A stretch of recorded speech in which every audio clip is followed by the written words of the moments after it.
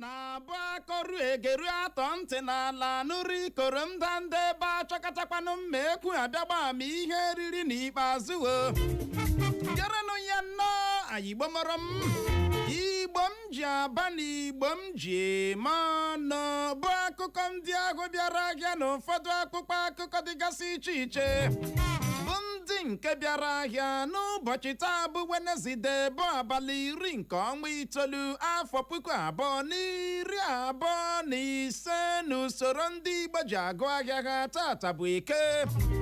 N'ụtụtụ taa ndị unu ga-anụ olu ha bụ mụnwa n'onwe m Uchenna Clever Ọnụọha nwa Gramma ya zụziri nke ọma bọbọ nkịtị n'onwe ya nwoke na-agba mbọ ka ike kwere ya mana nwaada nwoke ọcha Clara anaghị ekwete na ana m agba mbọ dodogbo amena weta anya bụrụ egbe o nwere ndị karị ịgba m tatarara m mana ike Chineke ka ha anya ogbenye na-ara ọgaranya ọ bụ nkiri ka ọ na-ekiri ya. Clara, o nwere ka ị ga-esi rọtụ m anya n'ụtụtụ a melu okpu isi na igotere nye ha gị ya bak. Ọ ihe m chega kemgbe si ihe niile ahụ nsi ihe a m goro gị ikwuga m goro gị m gwara gị ụnyaahụ na gị wepụtachichara m ha niile taa. Ọ ihe m na gị mgbe ụfọdụ ịnara gift n'aka gị na ọ naghị amasịcha m. Ibu mmebọ agagharị. You too dey disgrace somebody. Onye na-amaghị ugbu a na oge ma zụtara m bereta mkpu ga-abịa ugbu a ga-amata ka isi ele m anya n'okpu a nwa ebe ọzọ ị ga-ele m anya n'awụ n'okpu a onye ahụ ga-amatarịrị na oge nwa gotere m ya. Uche, ihe m kwuru ya eside na ị ga-ewepụta shia ka ma bid. Please bring out everything, please. Lee ya. Collect. Bring am. Ọha na eze enye ha ndị na-ekiri anyị n'ihe onyonyo Facebook. I don't give Clara the bid back. I don't mma ofu ebe a were ihe zụtara abụọ.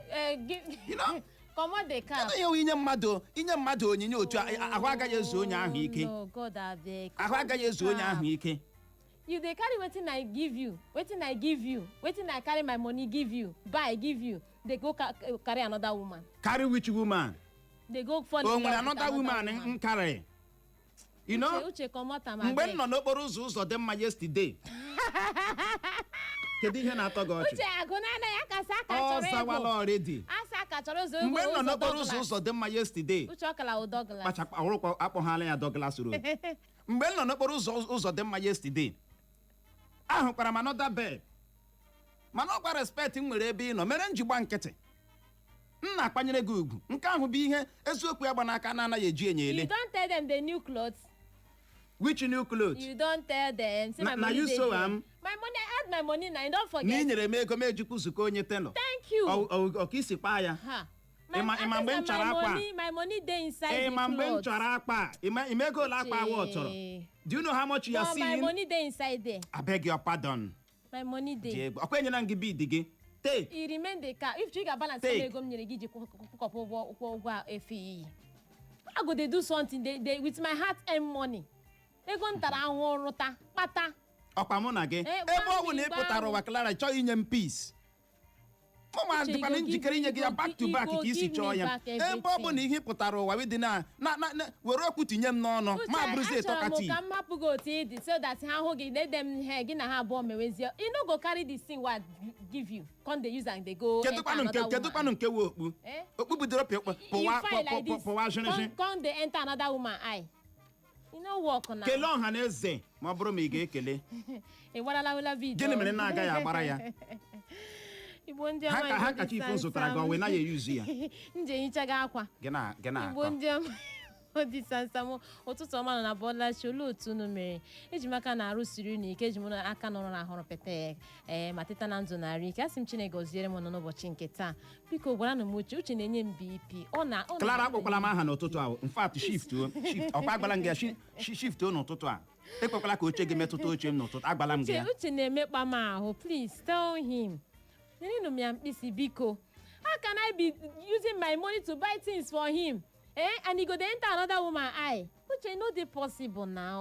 Ọ dị egwu ike gwara ọ dị Igbo mọrọ nze ma ọzọ n'ụtụtụ a anyị ga-eleba ya anya bụ nnabata ndị ụlọ nzukọ omeiwu steeti Imo ndị Imo State House of Assembly nabatara ka agụgharị ya okporo ụzọ Douglas Road aha ka ọ zawazie okporo ụzọ Gọvanọ Hope Uzodimma ama mmiri na-aghọta oge na-adịghị anya ị gaghịzi agwa ndị mmadụ na ị nọ n'okporo ụzọ Douglas. You don't say that. You don't say that.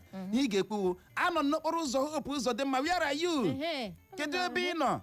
Onye asị anọ m ọjụ gị si ngwa bịawa n'okporo ụzọ Hope Uzodimma. Klara nke ọ ga-ekpekwa omume ka ọ ga-adịkwa ka nke Bank Road agụgharịrị ka ọ zawa nha Buhari. Mana ịchọ if you want to miss gba ndị mmadụ na ị na-achọ okporo ụzọ Buhari na steeti Imo. Mana ikpo Bank Road echetakwa ya. Okwu a ka anyị ga-eleba anya na ụtụtụ a anyị wee na-ajụgasị gịnị ka ị nwere ikwu gbasara nke a. Ngụgharị a ndị ụlọ nzukọ omeiwu steeti Imo nabatara ka agụgharị okporo ụzọ Douglas. Ọ gaghịzi azazi Douglas Road, ọ bụ okporo ụzọ Hope Gini Uzodimma. Ya bụ ndị ụlọ nzukọ omeiwu steeti Imo wee na-akọwa na ihe mere ha ji kpebie ime nke a bụ maka ịgba Hope Uzodimma tiri n'ọrụ na Hope agaghị abịa tichi ịgba a niile n'ọrụ pụọ onwe ihe a ga-eji echeta ya never. Ihe o tiri tu a na-eke ya ekwesịrị iji aha ji gosi ya ịhụnanya ndị steeti Imo hụrụ ya maka na ihe onye na-eme ka ya ekwesịghị iji akpọ ya na-aghọta. Ọ dị ego wee bụrụ ya ka ọ dị ka anyị gbapụ ya ọsọ je mee ka ị nụrụ ka o si wee hịọtụọ na akpụkpọ akụkọ Vanguard. Gezie ntị. Onye isi ala mba Russia bụ Vladimir Putin dị njikere ịwakpo mba ndị ọzọ ka onye isi ala mba Poland kwuru, bụ akụkọ mbụ anyị hụrụ n'akpụkpọ akụkọ Vanguard. Na ya bụ otu akpụkpọ akụkọ Vanguard ka anyị hụkwara akụkọ a bụ nke kwuru na otu egwu bọọlụ Nottingham Forest ahọpụtala Ange Postecoglou dịka onye nkụzi otu egwu bọọlụ ha dịka ha chụchara Nuno Espirito Santo. Ka ihe si wee kwuru ugbu a, onwe ya amụma anyị na-ama itinye pasentị 5 n'ego eji azụta mmanụ ụgbọala ka onye minista na-ahụ maka ego n'ala anyị bụ Wale Edun kwuru, bụ akụkọ ọzọ anyị hụrụ n'akpụkpọ akụkọ Vanguard. Na ya bụ otu akpụkpọ akụkọ Vanguard ka anyị hụkwara akụkọ a bụ nke kwuru na otu Nupeng akachapụla ya bụ mfanye aka n'ọkpụ ha bagidere dịka ha na ụlọ ọrụ Dangote nwechara mkpekọrịta. Otu Labour Party agbala Abbas na akpabio ka ha kwụsị oke obibi ego Tinubu na-ebi, bụ akụkọ na-ada ebelebe na akpụkpọ akụkọ Vanguard. Na ya bụ otu akpụkpọ akụkọ Vanguard ka anyị hụkwara akụkọ a bụ nke kwuru na ọ nọzuru mkpụsịtụ n'ọrụ akpụsịtụrụ ya. Otu pati PDP ekwuola okwu n'olu iwe gbasara mgbochi ndị ụlọ nzukọ seneti gbochiri Natasha ịmalite ha ọrụ. Ego naira agbagotetụla n'ebe ego dọla dị. O jirila nwayọọ na-akụgbara ọkpọ dọla nọ na-akụ ya kemgbe esi, dịka otu dọla bụzi 1,000 naira, narị naira 5 na naira 25, 1,525 naira maka otu dọla n'ahịa mgbanwerịta ego parallel market. Ọchịchị etiti chọrọ ego dị tarị naira 3 triliọn naira iji rụtọpụ okporo ụzọ ndị NNPC na-ahụ maka ya ka ụmụahịa ikporo, bụ akụkọ na-ada na wao na akpụkpọ akụkọ Vanguard. Na ya bụ otu akpụkpọ akụkọ Vanguard ka anyị hụkwara akụkọ a bụ nke kwuru na ọtụtụ ndị gọvanọ ga-emecha sonyere otu pati APC tupu a na-eme ntụliaka elu afọ 2027 ka onye isi oche otu pati APC n'ala anyị bụ ọkammụta Nentawe Yiwada kwuru. Gọọmenti steeti Adamawa apụtala kwuo na mmadụ 8 anwụọla n'ihi ntiwapụ ọrịa ọwụ akpọrọ buruli ọsa tiwapụrụ na steeti ahụ bụcha nnọọ akụkọ ndị dara gbem yọm yọm tim cham cham klara na-akpọkwa akụkọ Vanguard. Ọ dị egwu. Uche ndịkwa nke oburili ọsakwa o ebe ọ dawaghachikara ugbu a. Onwe ihe anyị na-agaghị anọ n'obodo anyị bụ Naịjirịa. Achị ebe a ya ofelaghị ebe a. A sị ya bụ ọrịa egbuola mmadụ 8 bim na steeti Adamawa. Uche okiri nke onye ukwu rịa gị ọsa onye ntarịa gị ọsa ụdị ihe a na-erite n'ọnụ ka ọ dị gịnị? O nwere ike ịbụ ihe a na-erite n'ọnụ maka na ọgwụ a na-aṅụ ekwesịrị inyo ya enyo. Ọgwụ a na-aṅụ ugbu a na Naịjirịa ị kwesịrị tupu gị na-achinye n'ọnụ gị nyo ya. Ama m na-aghọta nri a na-etinye n'ọnụ a na-enyozi ya enyo maka na mmadụ amaghị nke ọ ga-eri ya eritere onwe ya ọnwụ. Mmadụ amaghị nke ọ ga-eri ya eritere onwe ya gịnị ọnwụ. Ihe a na-aṅụ n'obodo anyị bụ Naịjirịa ị kwesịrị tupu gị na-aṅụ gị nyochaa ya. Ike agwala leenụ mmanya ọtọ berebere ibute ya na paakị otu a klara ilezie ya anya ị ga-ahụ na kọlọ ha niile awụchahụ dise. Nke a na-acha klara nke a na-acha uche nke a na-acha kooko nke a na-acha fanta. Ama m na-aghọta nke a chara ihe ọzọ ya achara ihe ọzọ. Ọ dị egwu mana Chineke ya zọwa anyị. Nwaanyị ọma ụmụahịa isikwa aka na-ekwu na ego ebiriri adịla too much. Na-ekwula hụ na ọchịchị etiti chọrọ ego dị tarị naira 3 trillion naira iji rụtọpụ okporo ụzọ ndị NNPCL nwe na-ahụ maka ya. Aka na-ekwu ego ịhụna na a na-asị na-akwụsị akpabio na ọkwụsị onye isi ala ibizi ego. Nwaanyị na-erezilahụ olu ebe ọ nọ na-eyasịlahụ na enidiri 3 trillion naira. Ọ dị egwu. Ike agwala. Ọ sị enye ya 3 trillion naira ya okporo ụzọ eji aga eluigwe. Ike gwara. Arụcha ya moto ka ga-agba n'elu ya. Ka anyị kọrọ ihe ọzọ nwaanyị ọma. Ego naira agbagotetụla n'ebe ego dọla dị. A sị na o jirila nwayọọ na-akụgwara ọkpọ dọla nọ na-akụ ya kemgbe isi. Dịka $1 bụzi 1,000 naira, narị naira 5 na naira 25. 1,525 naira maka $1 n'ahịa mgbanwerịta ego parallel market. Ọ naghị aga below 15. Ọ gburu magbu ebe ahụ. Echi nwere ike nụ na ọ gaala 1,530 naira. Ọ naghị agbatu onwe ike rituo 1413 no ọ 15 ya na-agbagharị gburu magbu n'ahịa mgbanwerịta ego parallel market. Ọ dị ego.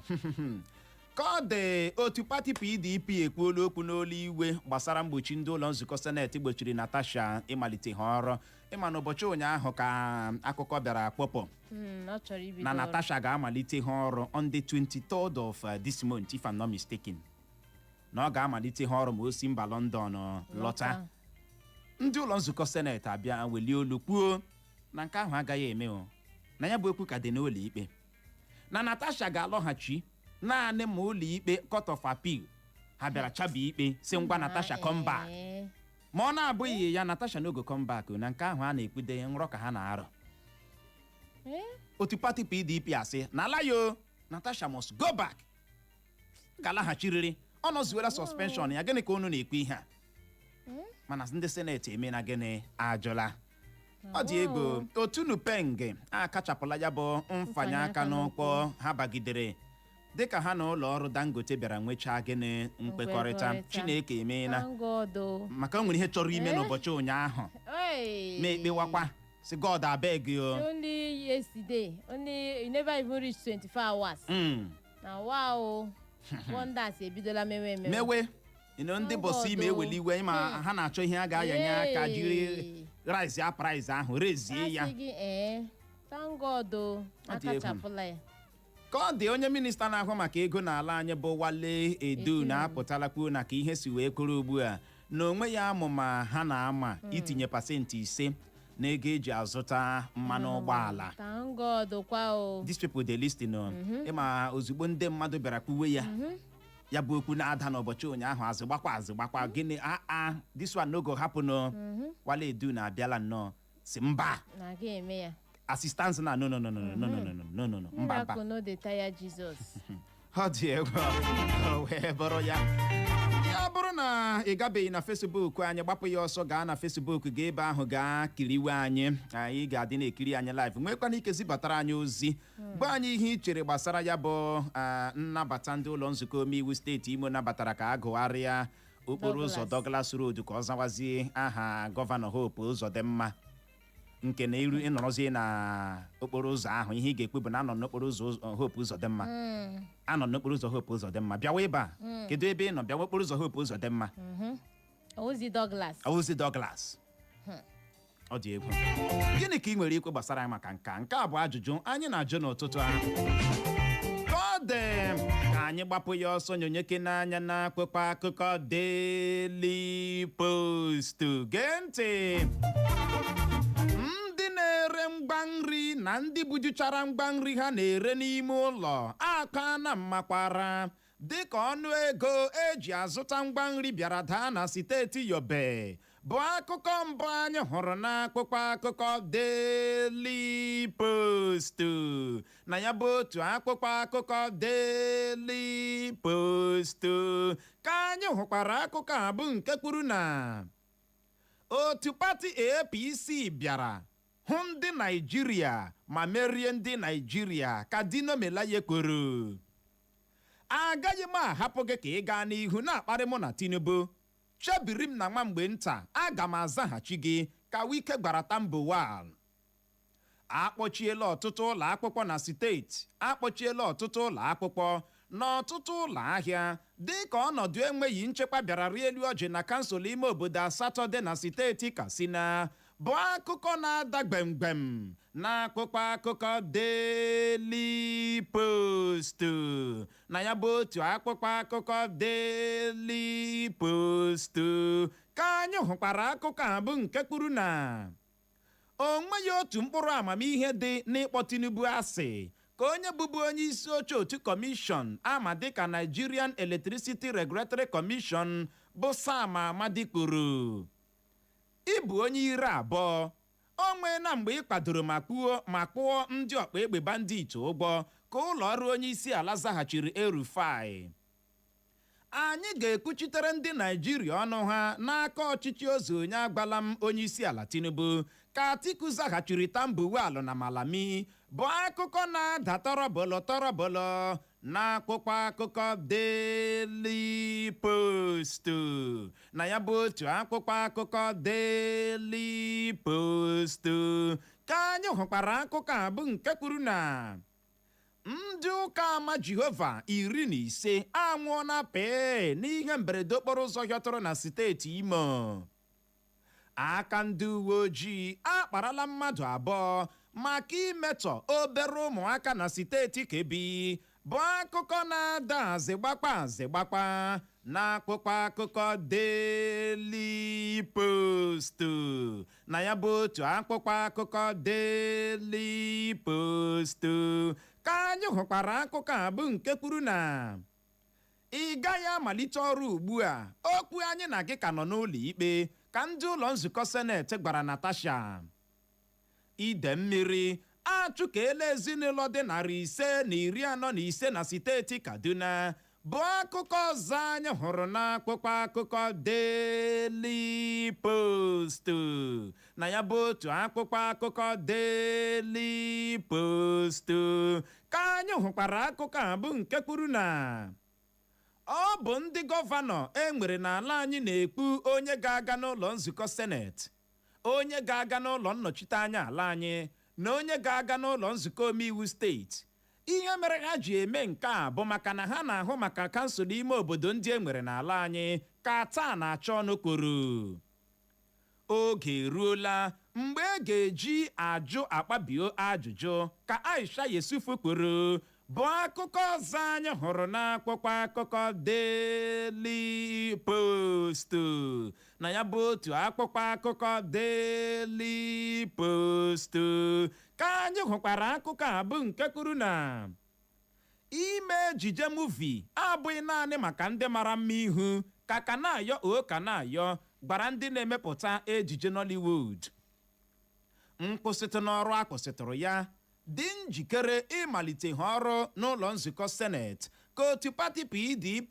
gwara Natasha bụkwa akụkọ ọzọ anyị hụrụ n'akwụkwọ akụkọ Daily.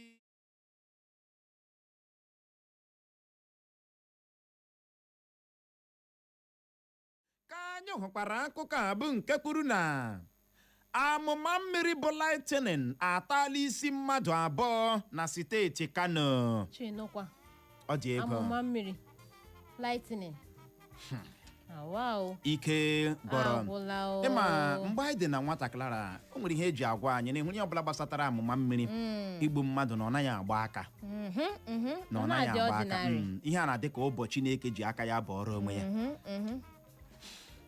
Uche anyị na-akọwa na ndị a n'aka ha dị ọcha. Onwe ihe m kwuru. Ọ ebe ị na-ekwunu na ọ ebe okwu gị bụ iwe isi. Ọ asị ngị ihe m nụrụ mgbe anyị dị na nwata. The summary of the whole thing. Akụkọ ahụ akọrọ anyị mgbe ahụ na ịhụ shekeleke.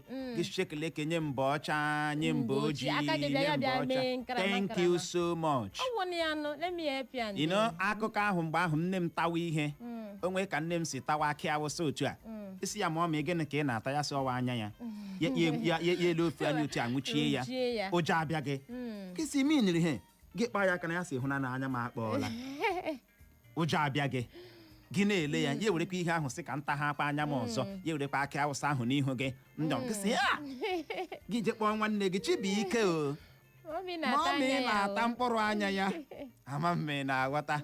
Asị atụrụ anyị mgbe ahụ ọha ka gịnị otu a ka ọha anyị kpekwara ya ekwe mgbe ahụ nne gị ịkpatara ala ego nne gị si gị weta ka m dosara gị nụ nwa m weta ka m dosara gị ọ ga-abara gị uru ịwawa anya ya jụọ gị sọ ọ bụ ị naghị eri nri n'ụlọ a ijikwa ha nwaanyị ọma gaa n'ihu. Aisha Yusuf si na oge eruola mgbe a ga-eji ajụ akpabi ajụjụ. You reach to answer a question o. You reach to but who go ask am na be the problem. Ama m na wata. Onye ga-ajụ ya ajụjụ a?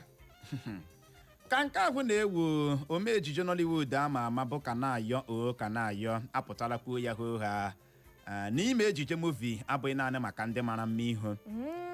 Maka na ihe a na-ahụzi ugbu a na Nollywood bụzi onwe ka isi ma mma chapụ achapụ nwoku mee nke ihu kpa ama m na aghọta.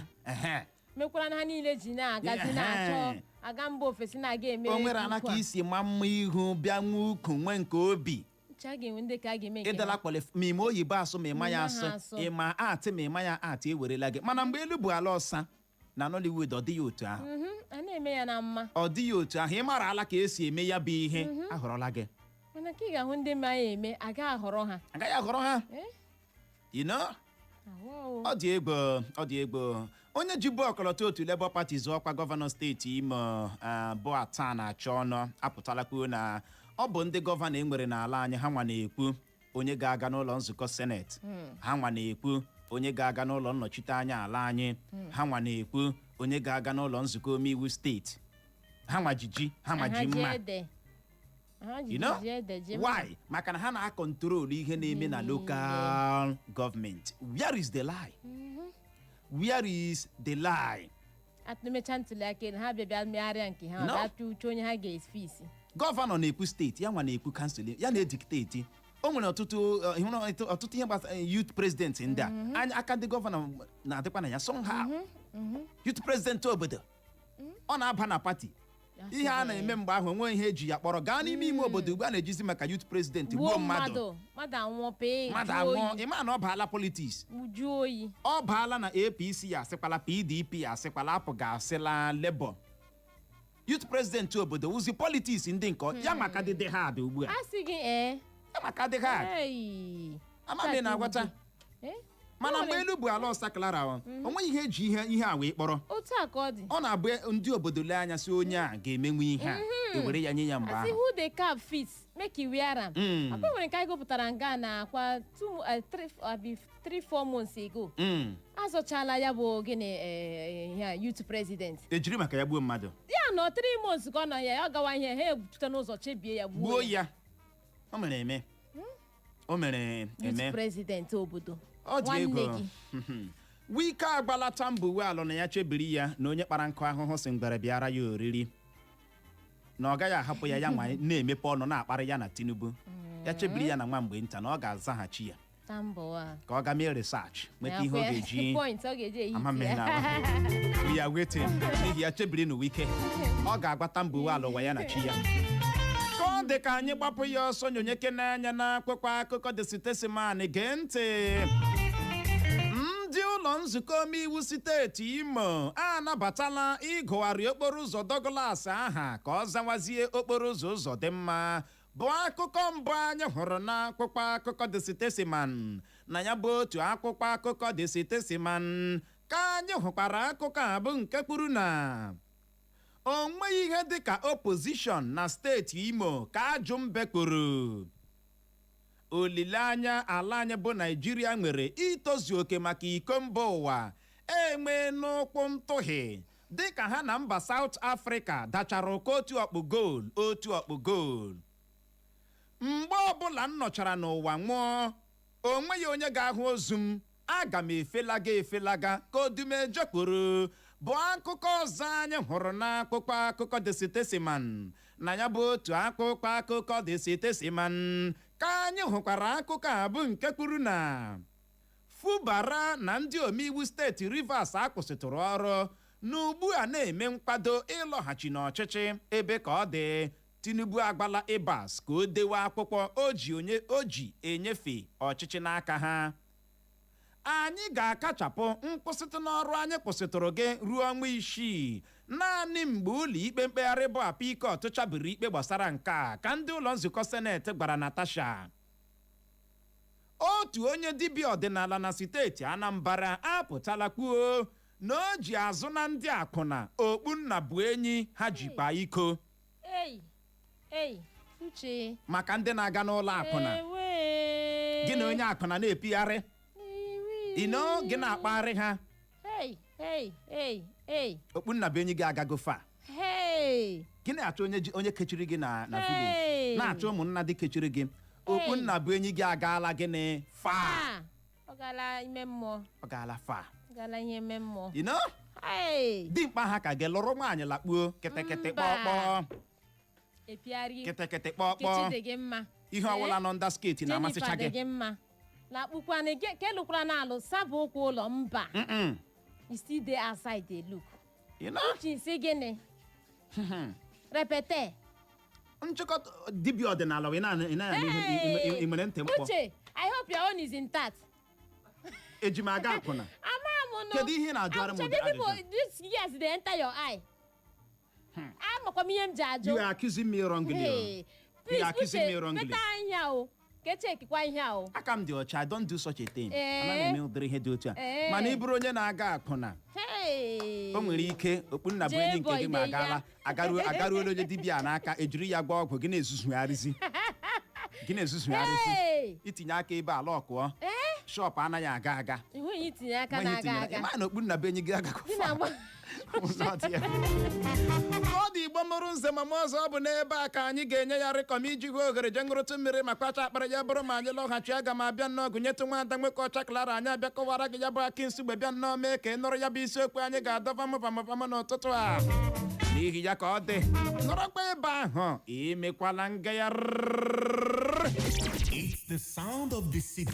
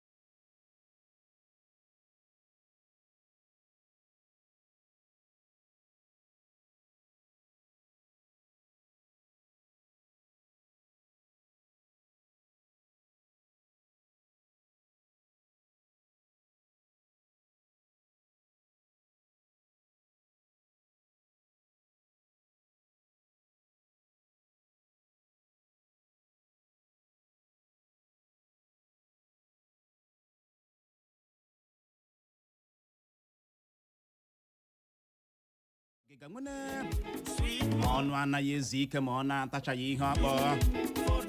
N'ụtụtụ a gee ntị ele isiokwu anyị ga-eleba anya. Ndị ụlọ nzukọ omeiwu steeti Imo anabatala ka a gụgharịa okporo ụzọ Douglas aha ka ọ zawazie okporo ụzọ Gọvanọ Hope Uzodimma. Amami na-aghọta nke na ị nọrọ n'okporo ụzọ ahụ ya wụ na ị na-adara ete mmadụ gị sị bịawa n'okporo ụzọ Hope Uzodimma, bịawa n'okporo ụzọ Hope Uzodimma, where are you? Ya sị anọ m ọjị gị sị bịawa irute Bank Road. Muhammadu Buhari ka a gụrụ ya. Muhammadu Buhari irute Muhammadu Buhari Road. Mana kedu onye mmadụ ụzọ ahụ dịka Muhammadu Buhari Road? Ebekwanụ nye mma ọ Bank Road. Mana n'oge Rochas a gụgharịrị ya kpọrọ ya Muhammadu Buhari Road. Ugbu a ọ ka na-asakpa Bank Road. Clara, kedu ihe nke a na-akọwadịrị anyị? Na ihe eji mara ihe onye eji mara ihe ka ọ bụcha owele anyị ọnụ. Ọ pụtara na ngụgharị aha agaghị emechi isi. Awụ ihe m kwuru. Awụ m ndị ụlọ. Be bold, talk to me. No, awụ m ndị ụlọ nzukọ omeiwu steeti Imo. This in ọ nọ n'ugwu ha. Iwu a onye niile ọbụla ha gwara anyị ihe anyị ga-eme. So ha sị anyị na ọ ga-azawazi Hope Uzodimma ụzọ. Ụzọ gọvanọ Hope Uzodimma, okporo ụzọ gọvanọ Hope Uzodimma. Ya azawazie ya. Ya azawa. Mana uche, you no go dey easy for me today. Ọ dị egbo ka ọ dị ndị ụlọ nzukọ omeiwu steeti Imo anabatala ha ka a gụgharịa ya bụ okporo ụzọ Douglas aha ka ọ zawazie okporo ụzọ gọvanọ Hope Uzodimma. Ya bụ ụlọ nzukọ omeiwu steeti Imo kpebiri ime nke a n'ọgbakọ ha nweghara dịka ha gachara ezumike ọnwa atọ. Imo nwere mgbe ha gara break 3 months break. Ha nọchala na ya bụ 3 months lọghachie mezie ọgbakọ n'ọgbakọ ahụ ha nwere ka ha nọ kpebie bụ ebe ha nọ kpebie ịgba gọọmenti steeti Imo ka ọ gwa onye isi oche kansụl ime obodo Owerri municipal ka ọ gụgharịa ya bụ okporo ụzọ Douglas aha ka ọ zawazie okporo ụzọ gọvanọ Hope Uzodimma. Ndị mkpere ọ bụ onye omeiwu na-anọchite anya ụnọ na ya bụ ụlọ nzukọ omeiwu ya nwa sponsor okwu a bụ Chisom Ojukwu ya nwa bịara kpado ya ọkwa ị na-aghọta si okwu a ana m asọpọtụ ya ya gawagode. Ọ kọwara na ekwesịrị iji nke a ji kelee gọvanọ Hope Uzodimma maka ọrụ ọma ya na steeti Imo dịka ọ ka dị ndụ na ka ekele Hope n'ọrụ ọma ya na steeti Imo otu ọ ka dị ndụ ebe o kwuru ya kwụsie ya ike n'ụzọ kacha mma ndị steeti Imo ga-eji egosi ịhụnanya ha nwere n'ebe gọvanọ Hope Uzodimma dị bụ ịgụgharị ya bụ okporo ụzọ Douglas aha ka ọ zawazie okporo ụzọ gọvanọ Hope Uzodimma.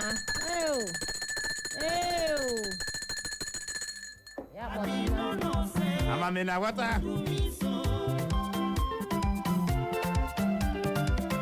ebe I love my state. Amaghị m maka gị nwa. Anyị wee na-ajụ gị n'ụtụtụ a sị gịnị ka ị nwere ikwu gbasara maka nke a?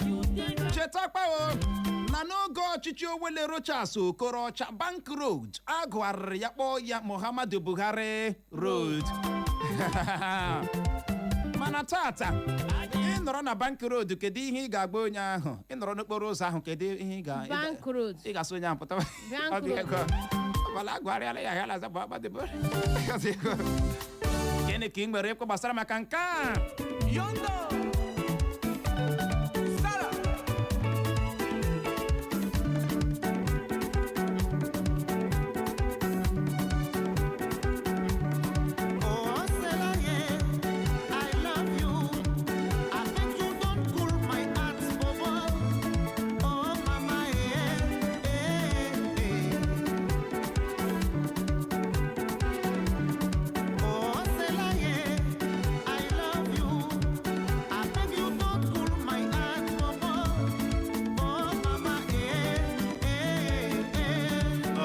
Bụrụ ya gịnị ka ị nwere ikwu ị ga-agbalị bulie ekwentị gị kpọwa akara ekwentị ndị a bụ 0911 20022 0911 20022 maọbụkwa 0707 454 1014 0707 454 1014 maọbụ gị gbara gawa na Facebook anyị gawa na Facebook biko gbapụ ya ọsọ gaa na Facebook ị garuo Facebook saachịwa maka Eko FM ịsachịta Eko FM gị kliki ya kpam nwee ike kiriwe anyị live ebe ahụ zibatakwa n'ozi gị gwa anyị ihe ị chere gbasara maka nke a.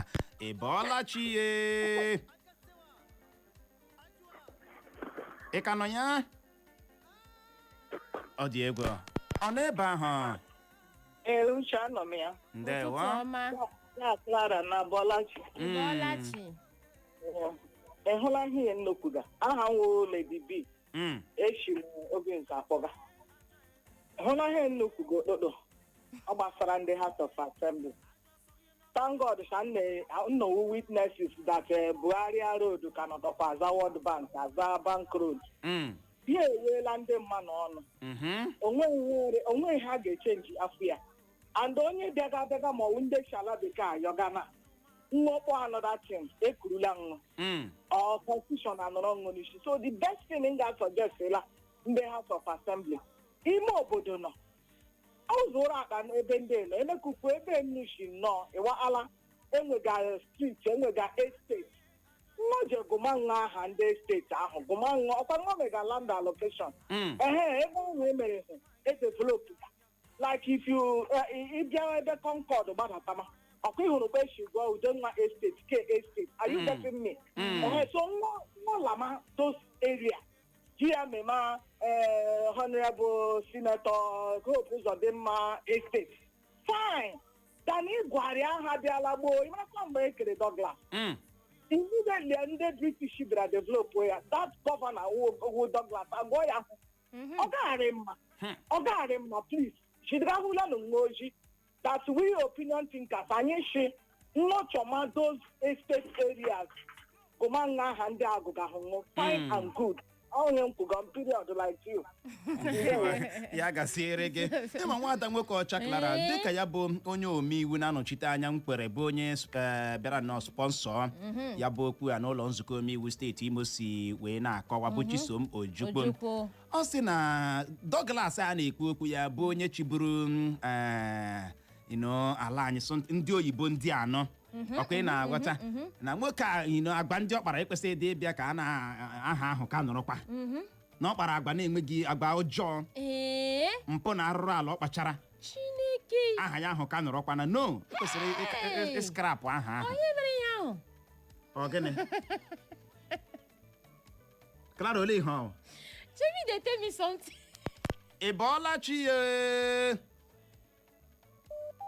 ọ dị egwu ọ n'ebe ahụ n'ụtụtụ a Uche Nwagọdụ. Ndewo onye eze. Uche Nwagọdụ ya gaziere gị na Clara. Gazikwara go. Ụtụtụ ọma. Ndewo onye eze. Uche Nwagọdụ ihe ha na-ekwu egwugharị Douglas nye ya Hope ọ gaghị enwe isi maka na ọ maa na ndị mmadụ ọnụ right from time o teele onye na-enyekwana reason na nwoke ahụ nwere ihe o mere onye ya ga-eji akpọ ya aha ndị kpọkwara ya aha mgbe ahụ nwere ihe ọma o mere ma kpọ ya aha so ọ nweghị ya ga-abịa anya onwe anyị enweghị ihe ọbụla anyị chọpụtara ma ọwa anyị nọ o mere onye achọ ka ọ bụghasịa ihe ọ gara eme wụ na ikwe ka ọwa ebe ahụ ọ na-eriprezentị enwere ụzọ ndị na-enweba aha ebe ahụ onye rụọ ọrụ ya akọkwata aha nke ya otu a orodo na ọgbanọ ụzọ na-adịghị mma ọ bụrụ na gọvanọ na ndị House of Assembly ugbu a ga-abịa rụọrọ anyị ọgwa orodo road mbiri road kpọ ya aha gọvanọ anyị ga-eme ya test maka o nwere ike onwebe aha e nyere bifọ ọ bụ ile aha etiri eti mgbe n'ịma onye a na-ekwu okwu ogbu a nwere ike mgbe a kpọrọ aha ahụ amụbeghị maka ana m elele ejie na okwu okwuru na o nwere ike amụbeghị mgbe ya bịala aha ọkpụtụrọkpụ chọọ ka ochie njie chite ụbọ mmiri na wa ụzọ ọhụrụ jebe ihe Ọnịcha Owerri Road Express ugbu a ka ọhụrụ rụọ ya rụsie ya ike tinye street light rụọ ya mgbe ọkara aka ga-ekpọkwasa ya aha gọvanọ gị bịakwadesi ụgbọ mmiri rụọ express ga-eme Ọkaigwe Road gị rụọ ya esi ike gị kpọkwasa aha King David nọrọ m ụzọ na-aga dịbịa je n'ụzọ ochie ikike ji aha mụ nwasị mba na ọ gaghị enwe isi ya gaziere ụnụ King David nọrọ Ndewo onye eze. ya gaziere gị nọ onye eze na Facebook anyị n'ozi nke a si n'aka Chidozie Amiebo ọ sị ya bụrụ na ndị ụlọ nzukọ omeiwu a chọrọ ka a gụgharịa aha ahụ na ha ji ịrụ control bridge akpọkwasa ya aha Hope Uzodimma na onye dị na-arafu onye. Gaa n'ihu Clara. N'ozi nke si n'aka Peter Amuchie ọsị Uche na Clara ọsị Yusef na ọsọgodunu ha na ha kpọọ ya aha ha kpọọ Douglas ihe ọwụla sọrọ ha na hụrụ road ahụ hụrụ ụzọ ahụ na-enwe ike agbanwe ya agbanwe aha ahụ ọ bịara ovuru bịa na ihe ọ ga-abụkwa ọsọ pi amapu okuku ọsị Uche and Clara you see ọwụ Yusef okay you see ọ dị egwu. Ahụla m nke gị Akong Daniel ọsọ ụtụtụ ọma anyị ahụkwala nke gị Owu na Chukwu ma ọsị Clara gbapụ egwu ya gazie. Ahụkwala m nke gị Frank Achinine ọsị na nke a na-atọcha ọchị na Douglas don suffer. Ọ dị egwu. Ị bọọla chi ye Nchewa grandma. Yo ụtụtụ ọma o. Good morning o. Ụtụtụ ọma. Clara Nwokocha. Don't worry. Ihe niile ahụ ịlazụ Uche Chineke ma maka ya. Uche ma okweta ịnwa kwere. Uche. Douglas a dịkwana too small inye ebe Hope Uzodimma Enyi Onitsha Road. Enyi Onitsha Road ma Port Harcourt Road ma ọkwa Enyi Ụmụahịa Road. Ebe ha na-enweghị ihe ọbụla ha ihe dị mma ọbụla ha nwere ike ịtụpụta atụmatụ ala Owere a Owerela agba ọkụ ihe ha bịara chaịdị ugwu ichenji Douglas Road ala eme ihe ka ha eme n'ụwa ndị ka echenjiri echenji adị onye na-akpọta lizi aha ha ruo taa ya bụrụ ma ha enweghị ihe ezigbo atụmatụ this time alaghachi ebe ha echiri bịa after all ha niile ka ha nọdụ ọgwụchala onye ka mba itoolu ka anyị ma ya ikpa mezie asịrị m mbrodo oyi nwafọ owu Ndewa ya gasịrị gị nọ nwoke ọma.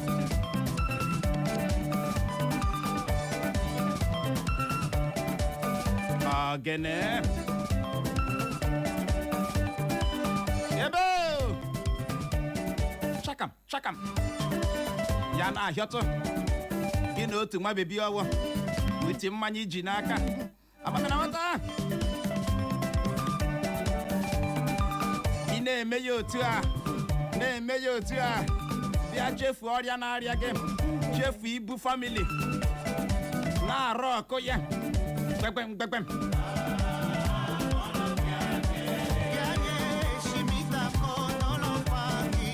n'oge 19 kiridimi mgbe ahụ na Kotonu bụ ebe ọ nọ hịọtụ ọ ga-adị na-ada Clara sọnha mana ọma na-agaruola m ebe ahụ na-agbakwala iche ma mmadụ bụ ewu akwa ịhụnanya ekwughị na okpunnabịa enyi please so I will make careful man. I'm very careful. Now so then they talk I am a careful man, I am a careful man. I will make careful man and I'm a jinto me egbe otu amụ na gịnị hụ na ana m eze gị ezi lekwa Anambra ka ọ dị n'ozi nke a si n'aka dịka fọrọ ilu si nazi ọsọ ụtụtụ ọma Eko FM na ịhụrụ nke wee wrong move na ịbịa gụgharịa Douglas aha na ọ gaghị afụla na ịhụrụ ya nwa na ezinụlọ ya aha ahụ ka bụkwa Douglas ihe a ga-adị na-akpọ ya and that's on period. Ọ sị thanks Uche na Clara gaala ihu nwaanyị ọma. Ozi nke si n'aka heavy ọ sị ụtụtụ ọma Uche na Clara na hụrụ steshọn anya redio steshọn anya n'ọwụọla nke ezinụlọ ya na-ego ụbọchị niile ị na-aghọta n'ọwụọla nke ezinụlọ ya in fact na ihe ọbụla ha na-eme ọwụ na steshọn a ka ha na-ekiri mgbe ọbụla n'ọrụ ha n'ụtụtụ ha niile agwara ngwa gbegara anyị steshọn a ndewo amamina ghọta Eko FM for a reason jekwajụ ajụjụ anyị ahụ n'ozi gị n'ụtụtụ a Anthony Henry ọ sị amasị ha gụgharịa aha n'ihe niile nọ na steeti Imo na anyị macha aha ochie ya ọkwa n'ihe anyị ga-adị na-akpọ ya ọ dị egwu ahụna m nke gị peseta Anthony ọsọ ụtụtụ ọma Eko FM na ọ na-arịọ ndị honorable ibe ya aka ị na-aghọta ka ha pass ya a valid bill ọ bụghị unproductive bill peseta obi adịkwa gị gwala ụtụtụ a gaala ihu nwaanyị ọma ozi nke si n'aka Berechukwu Ibe ọ sị nice combination ndewo o wee bụrụ ya gazie ị bọọla chi ye Odogwu na redio Mokago Clara eletrik bọọbụ ndị Imo steeti Ịbọọlachi Ịbọọlachi onye kwuru datị ọ bụ ndị ụlọ nzukọ omeiwu steeti Imo. nwa nwakwala ya nwe otu ekwu datị ala Owerri agbara Owerri ewele nwe iwe n'ahịa nwe okwuru bikọs ụmụ ihe ndị ejemeta afet nwoke ịrụ ụzọ kọọ ya aha ha jemekpa ụzọ agba na ebe anyị ji arụ ụzọ rị mma standard road kọọ ya aha ọgba ihe ejemekpa ọha ji nọ ji arụ standard road kọọ ya aha ha chọrọ anaghị ekwu ụka bikọs anwụ rụrụ ya ọnwụlụ ụzọ onye ọzọ rụrụ nwa akụma ya aha ala Owerri agbara Owerri ka alụsị nwa ọkụ ọhịa simekwo o rubeghị na nke ahụ ịnọ ebe a na-agba ọrịa anya anaghị eweta ya ose. anyị ahụ n'ozi gị n'ụtụtụ megboro John Bosco Ikechukwu si mgbidi zibata ozi ya ọsọ ụtụtụ ọma Uche na Clara na nke bụ eziokwu bụ na ịgụgharị aha ụzọ ahụ ka ọ zawa aha gọvanọ okporouzo dị mma o mekwa ihe dị njọ dịcha na ya ma ị bịa lewe gba gọvanọ tiri dịtụ mma ma abịa n'okwu gbasatara ọrụ mmepe obodo mana ka ọ dị na ịhụrụ ụzọ a na-ekwu okwu ekwesịrị ka arụ ya ka ọ dịkwanụ mma ọgbụgba ma mma maachị akpa n'ezigbote aha gọvanọ okporouzo dị mma ọ sị n'ihi na ọ dịghị mma okorobịa macha mma ewere akpagharị kpara ya akwa. Thank you so much umegburu John Bosco Ikechukwu ya bụ chere obi gị adaala ụda ịbọọla chi ye. Abọọla m chi Uchenna Clever. Ụtụtụ ọma. Ụtụtụ ọma. Nwaanyị dị mkpọgide dịkwara gị aka mbụ Dr. Prince Isiokoro si Igbo ndụ. O nwere ike ihe anyị fụrụ a na-ekwu na ọwụ na gọvanọ n'onwe ya ịjụọ ya ọsị gị na ya achọghị ihe ahụ ndị House of Assembly resiri that motion. O nwere ike ya nwere onwe ya anabatabeghị ya then mana ọwụ na ọ nabata ya n'ikwu nke wee eziokwu hapụkwa na enwekwe ihe ọma dị n'ụwa ihe ọjọọ dị n'ụwa mana ọ na-adị mma mgbe ụfọdụ enwekwe n'ihe a ga-eji kọmpenseti ya mmadụ. Ọnwụ na-ele anya ị ga-ahụ ọdịrị ụzọ this man na-arụ my brother. Ị ga-ahụkwa na ọdịrị street light ọ na-etinye hụcha ọdịrị ụmụ ihe ndị dịcha ọfụrụ ọ na-ewepụta ka agaghị efiti dị steeti ya gbanwee ya tie eke dị mma and ịhụ ihe ọbụla ọ na-arụ ma ụlọ ya ma everything na-apụ iche. So abịa na echiche eke mụ onwe m aga m asịsị were kene aha ahụ gụọ ya sitie billboard dị ede ya hope ụzọ dị mma lane or hope ụzọ dị mma street or hope ụzọ dị mma road. cherekene ezigbote ọyị m ịma ihe ọtụtụ ndị mmadụ na-ekwu bụ na ọ ga-amagbu onwe ya nwee gatụ ihe dịka n'ime ime obodo ọwụ n'ime ime chao lee ụzọ ọtụtụ ndị mmadụ na-amachaghị rụzie ya dị mkpam werezie aha nke ya ma mee gịnị kpọkwasị ya na ịhụrụ Douglas ọ ga-ara ahụ ndị mmadụ echefu ikpọ ya Douglas na-akpọ ya Hope ụzọ dị mma road. Amami na nghọta ya bụ ihe aghọtara m ọfụma ngwa gee ntị na ị hụrụ nke ahụ eji gụọ ụzọ ahụ Douglas road ịma ihe ọbụla nwere expiring date. Ile anya hụ na that road ahụ emega expire ma wure ụgwọ mpete otu ụzọ ahụ dị ị ga-ahụ na omega expire. So ọ bụrụ na enweghị ike kwekọrịta nyefe ihe anyị chọkwa n'ugwu mmepe enweghị ihe aha a ga-agụwo ọnwụ na enweghị ike hapụrụ ya ụzọ ahụ otu enye ya na aha na for example then ị ga-ahụ na ọ ga-abịa tie ịgba n'ụzọ ahụ maka onye na-eti ịgba n'ihe gbasara ụzọ hapụkwa ihe ndị ọzọ mmadụ enwe onye dị nnọọ senti n'ihe niile enwere ebe o si dị mistake nwekwa ebe o sikwa dị mma. Ndewo chịkọlata Dr. Prince Isiokoro Igbo ndụ udo dịkwara ụnụ. Dịkwara gị nọ nwekọm enyi ọha. Anyị ahụ n'ozi gị na Facebook anyị Caroline Ọnụnze ọ sị ya ndị a gachara 3 months break jezuchi ike nnọọ ihe a nwere ike ịbịa nnọọ na-akọrọ anyị wee bịa gụgharịa Douglas aha hapụ ihe ndị dị mkpa ha ga-eme. Ọ dị ego gaa n'ihu nwaanyị ọma. Ozi nke si n'aka John Paul ọ sị ụtụtụ ọma Uche na Clara na o chere na ihe a na-eje agụ ụzọ aha awụ maọbụ street aha awụ ihe Igbo onye ahụ tiri ịghọtara itiche Igbo aha bịa nnọọ bịa were aha gị gụọ na ụzọ ahụ mana na nke a na-enwebe ihe gọvanọ mere asị achọrọ ego ahụ ebe ọkwa m kwuru ahụna m nke gị Chiboy Uchenna ọsọ ụtụtụ ọma Uchenna na Clara n'ihi abụghị nsogbu anyị na mmadụ ọ ga-akpọ nkịta ya aha abụọ anyị ahụkwala nke gị Samson o Ndụka mma Sami nwa ọsọ ụtụtụ ọma Uche na Clara o wee na-ajụsị kedu ka kọndọktọ ga-esi akpọ Douglas ụzọ Douglas ya kpọwa ya gọvanọ Ụzọdịmma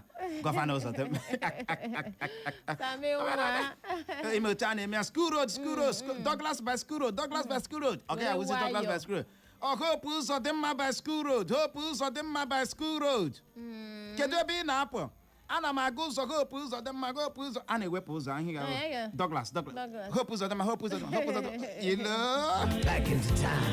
na-agwọta ụfọdụ ndị sị aha dị too long na Hope Ụzọdịmma wee bụrụ ya otu oku ka anyị nwee ike chịkọlata ya n'ụtụtụ a ị bọọla chi ye Uchenna Reva Ọnụọha ụtụtụ ọma yana nwada Clara ndewo nwanne mmadụ ọ na-akpọfe m ama mma gịla Clara ya na asụsụ nwanne mmadụ udoziri ọnụ ndewo ọ bụ Mr. Chima Chukwuemeka emetụ mba ahụ dike na n'ike ọlụ echi m ugbo mmiri na-akpọ nji na ụkwụta ama igbote mma m jiri ikwu owu datụ na ihe niile nwere oge ụkwara oge ọ dịkarịrị enwe onye dị nsọ n'ụwa onye dị nsọ ga-anwụ bikọta ọ na-ama Chineke aka tọpụ Chineke kwere dị nsọ enwekwana onye zuru oke na onye ọbụla so zuru oke ọ ga-anwụ ọ na-ama Chineke aka nobody challenges God o ruola na nke ahụ ama agbadịghị okwu ịghọtaghị m na-ekwu gbuo ya nke oge adịghị nọ ịgba n'ụwa ahụ change is permanent anọrọ m Owerri anọ m 14 years ago 1991 ka mgbe m kwasị Owerri Douglas Road remains ebe ure and onye mmadụ na-emezi gị aha ya si dị ụzọ dị mma onye ọbụla dị Hope agaghị ụzọ ada na aspect of ịrụ ụzọ Hope ezigbote ụzọ ana m agbagharị ere mkpa ya enwere vileji na-anaghị aga ndewo ya gaziere gị nọ ezigbote ọyị m abịa n'ihe gbasatara ụzọ ọnwa oyoko na-agbalị anaghị ajụ Igbo agwa ya onye ọcha Polity roads o nwere roads ndị ọ ga-abụ ịgbawa na steeti Imo Clara ga-esi yes ọ na-agbalị ọ na-eme gịnị ọ na-agbalị anaghị esiri nke ahụ agụgụ mana ihe ọtụtụ ndị na-ekwu osi dịka ọ na-arụkwa n'Owerri ya nyonye tụtụ anya n'ime obodo ọ bụrụgodị gredin nkịtị enyekene ndị a ọ dị oke mkpa gaa n'ihu na Facebook anyị nwaanyị ọma ozi nke si n'aka Linda Ọgadi ọsụtụtụ ọma Uche na Clara ọ sị ka ihe a ga-eji agụ aha ya n'ụzọ ahụ na ha ga-arụọ ebe ndị ọzọ akpọrọ aha ịghọtago ma ebe a na-arụpụta ihe ma ọ gịnị ya were ezi aha ya kpọkwasị ya ị na-aghọta na ọ ga-arịkwa mma ahụla m nke gị onye mere birthday yesterday ezigbote oyi Collins Osuagwu onye ama dịka motion si Imopolis bata ozi ya ọsọ ụtụtụ ọma Uche na Clara nakwa ndị na-ege ntị na ịbịa gụgharịa aha Douglas ka ọ zawa aha Hope Ụzọdịmma na ọ gaghị enwe any impact ka anyị dobere ihe ebe nọ ọ dị Igbo mụrụ nze ma ọzọ ọ bụ n'ebe a ka anyị ga-enye ya rekọm iji hụ ohere nabata ndị ọbịa anyị n'ihi ya ka ọ dị agagharịkpala agagharị